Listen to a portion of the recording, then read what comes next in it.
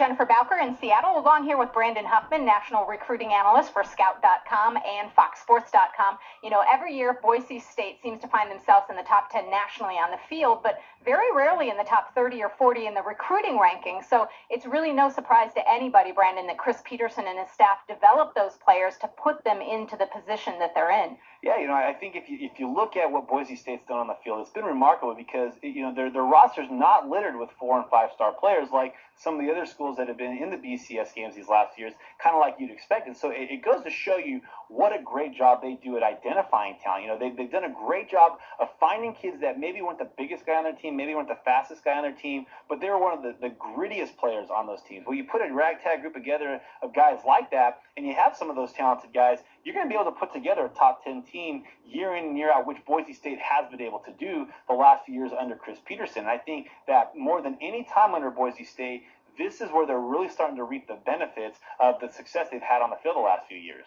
Okay, but this year it seems that the Broncos are recruiting like the top 10 program that they are, and they're capturing the interest of players all over the country. So who would you consider that is the headliner right now? Well, I think if you look at the headliner based on stars, you got to go with Marcus Rios. You know, he's a 4-star kid. He comes from the Sacramento area. A guy that Boise State fans love is Brandon Thompson, who came out of the same area, out of Elk Grove. He made one of the biggest plays in Boise State history. He had a pick six in the Fiesta Bowl 2 years ago against TCU. That really was the difference in that game. Well, Marcus Rios comes from that same area. His dad, Brandon Thompson's dad, was one of his coaches, one of his mentors, and so they're hoping that they can get the same kind of production out of Brandon Thompson, who was a 2-star player that became a major contributor to Boise State. And now you take Rios with his 4-star talent out of high school, and hopefully he has that same kind of impact. But you're starting to see a trend here. Boise State has developed some really good defensive backs these last couple of years, starting with Kyle Wilson a couple of years ago, and now Marcus Rios is a guy who had Pac-12 offers to choose from, but he's seen what Boise State's done. He's seen what those defensive backs have done at Boise State, and realizes he could go there, make an impact, playing against a pretty good schedule, but playing on a national stage. And so that's one of those guys that Boise State's appeal as a national program, and it didn't hurt that his best friend Robert Ash is going to be a freshman there. You're starting to see them really reap the benefits from the talent that, you know, are really being attracted to Boise State.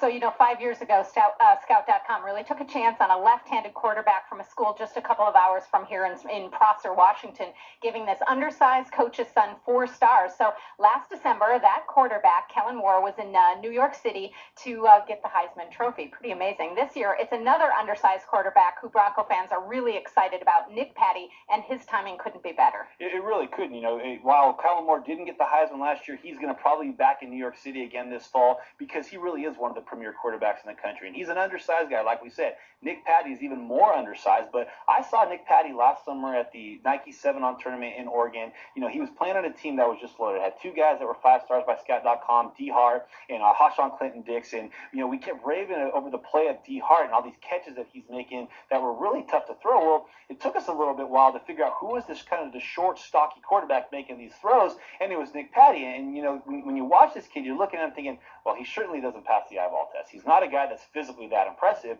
but you couldn't argue with his arm strength. You couldn't argue with the plays he was making.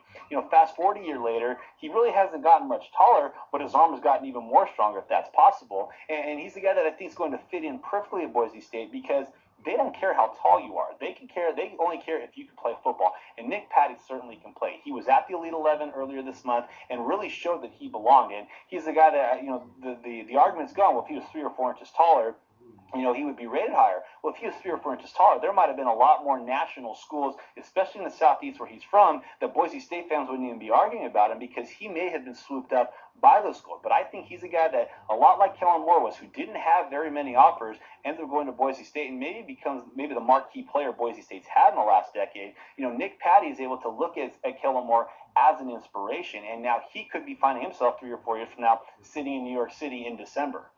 Well, it seems a lot of the elite prospects out west are rattling off the names of the usual suspects when naming their top 5. They're loaded with, the Pac-12 schools. But more than ever, you're hearing the name Boise State in those top 5s. And what do you really contribute that to? I think it's winning, most importantly. But I think it's just a real big effort that Chris Peterson and his staff has made it that, we talked a little earlier about they're recruiting like the top 10 program that they are on the field. And now Boise State isn't trying to look for maybe the second and third options in Southern California or some of the places that they recruited. They're now going in, with 2 BCS wins in the last 5 years. They're able to walk in with numerous conference championship rings. They're on TV constantly. They become kind of a media darling, and you see them on TV. You read about them online. You read about them in the newspapers. You see them in the magazines, that they're not just this little cute act anymore. They are a legitimate power. It's much like what we've seen from Gonzaga in basketball over the last 10, 12 years, where it took them a few years for people to really take them seriously. When the media is constantly trying to dog you as a program, you've arrived. When they're trying to pick out every flaw of you as a program, you've arrived. Now Boise State is acting like they're one of those programs that have arrived. They're going into some of the schools that maybe in years past they went after the 7th or 8th best player on that team, and now saying, we want that best player, telling the Boise State he's going to be on TV, he's going to play for BCS games, he may have a chance to play for BCS National Championship, something that was unheard of in Boise 5-10 years ago, and now they're acting like an elite program, and it's starting to show not just on the field, but really on the recruiting trail. Yeah, sounds really like an exciting year in Boise with the Broncos joining the Mountain West this season, and could be a memorable season for the Broncos on the field and certainly in recruiting as well. Thanks a lot, Brandon. I'm Jennifer Bowker in Seattle.